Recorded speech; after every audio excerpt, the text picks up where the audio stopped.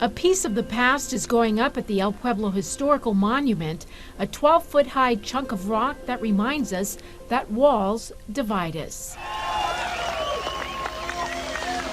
For almost 30 years, this section of wall did just that, separating East and West Germany.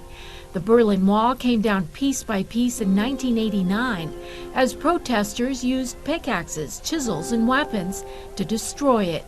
Not many pieces are left, but this section, a part of the Wall Against Walls exhibit, has made it from Berlin to La Placita, a wall still relevant in today's times. The fact that it is a wall resonates, I think, with the Latino community today. This wall stood separating the city of Berlin for almost 30 years. Okay, separated families, separated people from freedom.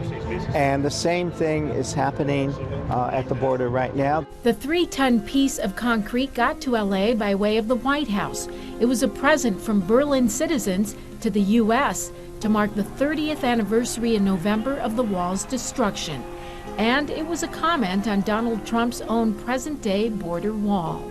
The message here from the people of Berlin is urging our president and our administration to build a world without walls. Okay, they know what it's like to be walled off. Once we tried to deliver this wall and the letter with it to the White House, and it was rejected, we immediately realized that this is not for the president as much as it is for the American people.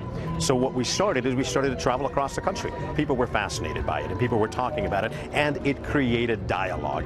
The wall monolith has reached the end of its journey and now stands near a sculpture of a wooden coyote, or coyote, at El Pueblo, an immigrant-inspired creation by a Mexican artist. He's created 9 of these coyotes that are spread throughout Mexico and guide migrants to their path to the border. Immigrants whose families have been separated by the wall on our southern border will get a chance to have their names inscribed on the back of this piece of wall and become part of its legacy.